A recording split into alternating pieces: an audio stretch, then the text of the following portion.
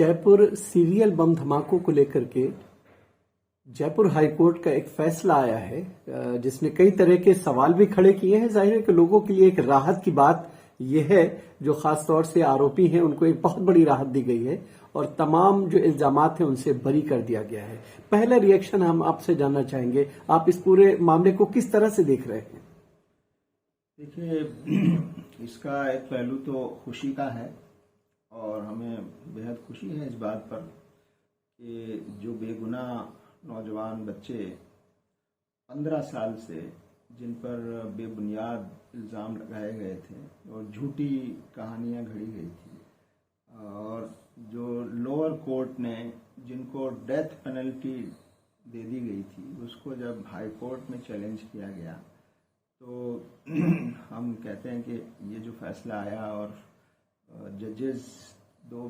जजेस ने जिस तरह से बहुत वाज़ेह तौर पर उस पूरे कहानी को जो एजेंसियों की तरफ से और इन्वेस्टिगेशन एजेंसियों की तरफ से घड़ी गई उस कहानी को पूरी तरह नकार दिया और इनको बेगुनाह करार दिया गया है। तो एक पहलू इसका खुशी का है और दूसरा ये कि 15 साल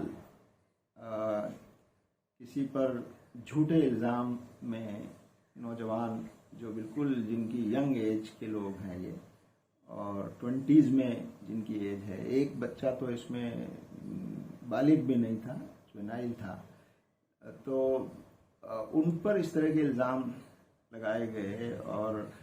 लोअर कोर्ट ने फांसी की सज़ा भी उनको सुना दी और हाई कोर्ट ने अब 15 साल के बाद ये फैसला दिया है। तो इस फैसले से हमें इत्मीनान भी हुआ है और अदालतों में एक तरह का एतमाद भी पैदा हुआ है। और लेकिन इसका जो दूसरा पहलू है जो बहुत अफसोसनाक है वो ये है कि आखिर गुनहगार ये तो बेकसूर थे जिनको कसूरवार बनाया गया और मुलजिम बनाया गया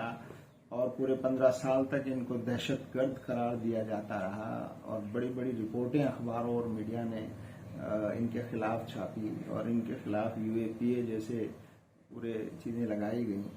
और ऐसी कहानियां इसमें घड़ी गई। तो 15 साल बगैर किसी जुर्म और गुनाह के इन मासूम और बेगुनाह लोगों ने जेल में गुजारे और क्या क्या ज़्यादतियाँ इनके साथ हुई और सिर्फ इनके साथ नहीं, इनके परिवार के लोगों के साथ, फैमिली के लोगों के साथ क्या कुछ गुजरा होगा और इनका पूरा कैरियर जो है वो तबाह हो गया। आखिर इसके लिए कौन जिम्मेदार है? तो जब अदालत ने कहा कि ये कहानी झूठी है और ये पूरे जो बातें बयान की जा रही हैं एजेंसियों की तरफ से और जो उसको जो इनके वकील थे, मैं जो वकील हैं इन लोगों के उनको भी मुबारकबाद देना चाहता हूं और उनकी मेहनत जो उन्होंने की और जिस तरह से उन्होंने केस को ठीक से तैयार किया और उन कहानियों को झूठा साबित करने की कोशिश की और जयपुर के और राजस्थान के भी इसमें कई वकील शामिल हैं और दिल्ली से भी कई सीनियर वकीलों ने इसमें मदद की है और ये बात बिल्कुल साफ हो गई कि ये बिल्कुल बेगुनाह थे और इनको फंसाया गया और इन पर झूठे इल्ज़ाम लगाए गए। तो आखिर इस 15 साल जो इनकी ज़िंदगी के और जवानी के इनके कैरियर के जो तबाह हो गए उसके लिए कौन जिम्मेदार है? तो ये बात हुकूमत को सोचनी पड़ेगी। और दूसरा ये कि आखिर ये मुजरिम नहीं, ये तो मुजरिम नहीं है, तो बिल्कुल आखिर कौन मुजरिम है? 15 साल से वो मुजरिम आज़ाद हैं, 15 साल से वो मुजरिम कहाँ घूम रहे हैं और उसके बाद उन्होंने और क्या क्या किया होगा और मुमकिन है इनमें बहुत सारे मुजरिम बड़े ओहदों तक भी पहुंच गए हों। तो आखिर ये कितना बड़ी नाइंसाफ़ी है। ये दोहरी नाइंसाफ़ी है। एक तो ये कि बेगुनाहों को सज़ा मिली, ये 15 साल जेल में रहना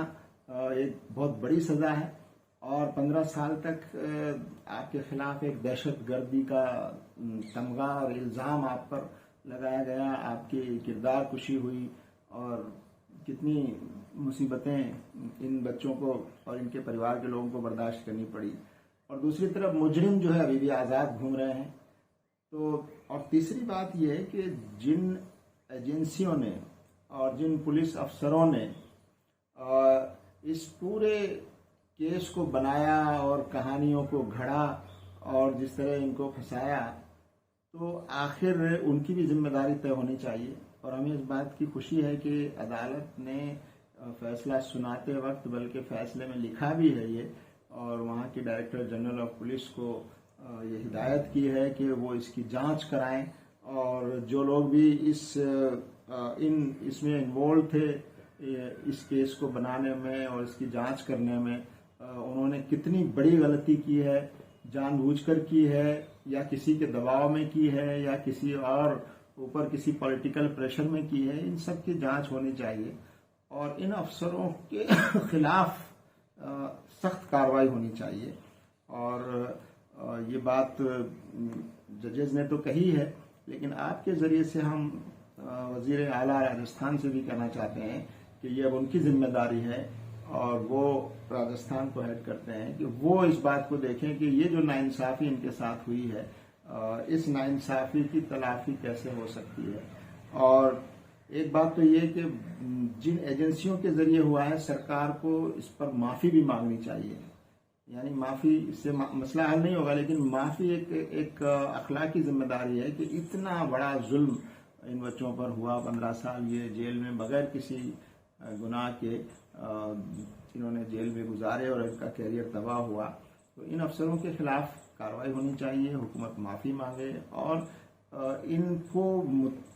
इनको मुनासिब कंपेंसेशन दिया जाना चाहिए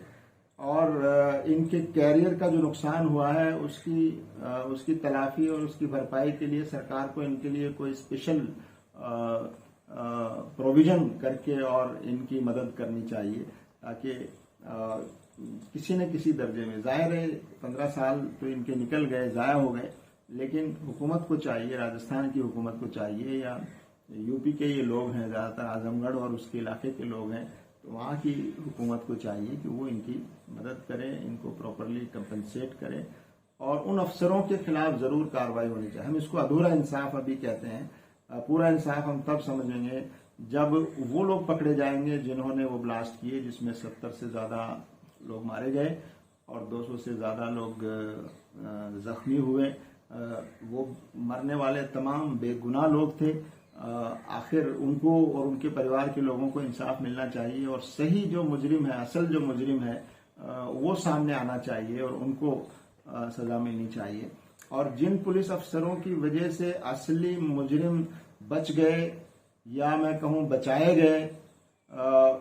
ऐसे लोगों को भी के खिलाफ सख्त कार्रवाई होनी चाहिए। और उन अफसरों को जिन पॉलिटिकल लोगों ने पैट्रोनेज किया है या डायरेक्शन दिया है या उन्होंने पुलिस के अफसरों ने किसी दबाव में ये सब किया है, तो ऐसे लोगों के खिलाफ भी कार्रवाई होनी चाहिए जो इसमें मुलविस पाए जाएं। अच्छा सलीम साहब, एक सवाल ये जानना चाहेंगे कि ठीक है, ये एक मामला है और इससे पहले भी बहुत सारे ऐसे केसेस आए हैं जिसमें साफ तौर पर यह देखा गया है कि अदालतों से लोग जो है बाइज्जत बरी हुए हैं, उनके ऊपर किसी तरह का कोई जुर्म साबित नहीं हुआ, अदालतों ने माना कि इन्हें गलत तरीके से फंसाया गया। लेकिन ये एक सिलसिला ऐसा सिलसिला है जिसपे अदालत अपना फैसला सुना देती है, लेकिन उसके बाद जिस आप कंपनसेट की आप बात कर रहे हैं, जिस माली मदद की या उनको एक तरह से हर्जाने की जो बात की जा रही है, वो उस तरह से मिलती नहीं नजर आ रही है। आपको लगता है कि ये जो आप डिमांड कर रहे हैं मौजूदा हालात में ये इतना जो है बेहतर तरीके से अपने अंजाम तक पहुंच पाएगा या उस पर कुछ कदम बढ़ाया जा सकेगा? देखिए, अगर उम्मीद ना भी हो तो भी ये डिमांड और ये मुतालबा इंसाफ के मुताबिक है। ये इंसाफ का तकाजा ये है कि मुजरिमों, असल मुजरिम पकड़े जाएं, जिन्होंने बेगुनाह लोगों को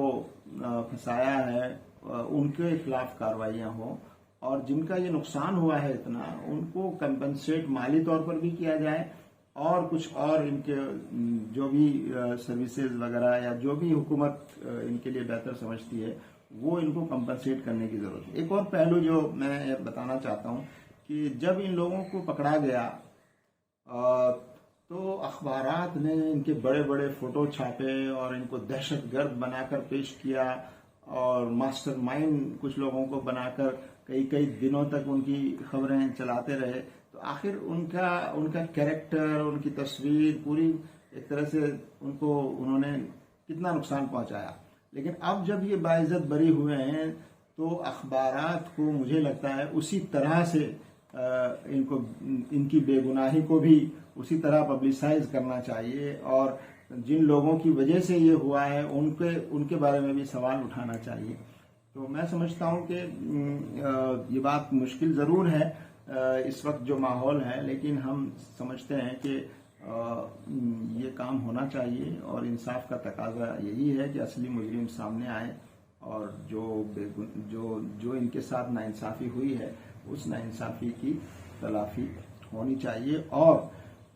इससे पहले भी बहुत से ऐसे केसेस आए हैं जिनमें यह हुआ और अभी भी मैं समझता हूँ सैकड़ों लोग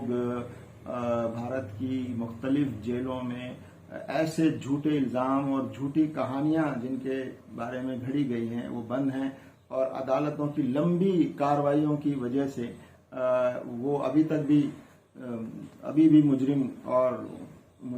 समझे जा रहे हैं। तो इस फैसले को देखते हुए ऐसी और कार्रवाइयों को तेज करना चाहिए और तेज करके उनको भी उस अंजाम तक पहुंचाना चाहिए ताकि सही माने में जल्द इंसाफ हो और जो बेगुनाह है वो बेगुनाह साबित हों और जो मुजरिम है वो पकड़े जाएं। और जिन लोगों ने इन बेगुनाह लोगों को मुजरिम बनाने की कोशिश की है उनके खिलाफ भी कार्रवाइयां जरूर होनी चाहिए। एक आखिरी सवाल आपसे ये जानना चाहेंगे कि जिस तरीके से कोर्ट ने साफ तौर पे ये कहा है कि ये तमाम लोग बरी हैं, इनको कंपनसेट किया जाना चाहिए, और आपने अपनी बातचीत में भी ये कहा कि मीडिया ने बड़े बड़े पोस्टर और बड़े बड़े उनको आतंकवादी कह करके इश्तिहार दिए और तमाम चीजें, खबरें इस तरह से हेडलाइन बनाई गई, छापी गई, तो क्या चूंकि आपका जो डिपार्टमेंट APCR है, जाहिर है कि वो भी न्याय दिलाने की बात करता रहा है, ऐसी सूरत में अखबारात के खिलाफ या इस तरह के जो लोग हैं जो बराबर ये क्वाइन करते रहते हैं कि आतंकवादी या दहशतगर्द सिर्फ मुस्लिम कम्युनिटी के होते हैं, आप उनके खिलाफ इस मामले के बाद जो है किसी तरह का एक्शन लेंगे या किसी तरह की कोई आप एक्टिविटी इस सिलसिले में आगे बढ़ाएंगे? देखिए, जमात इस्लामी हिंद ऐसे मामलात में हर मुमकिन मदद मजलूम की करती आई है। जो भी हमारे बस में और अख्तियार में है वो हम मजलूमीन की मदद करते हैं, उनको कानूनी मदद पहुंचाने में जो कुछ भी हम कर सकते हैं वो करते हैं। दूसरे जो इदारे और दूसरे जो ह्यूमन राइट ग्रुप्स हैं उनको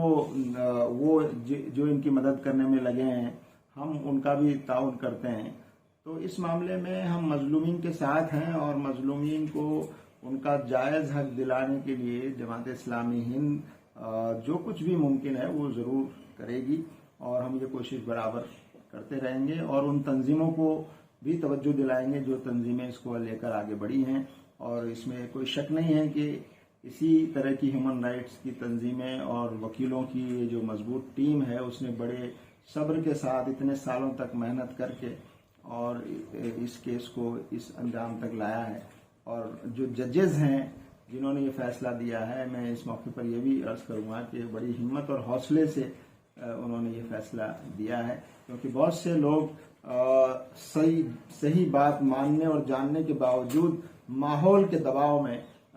हमारी अदालतें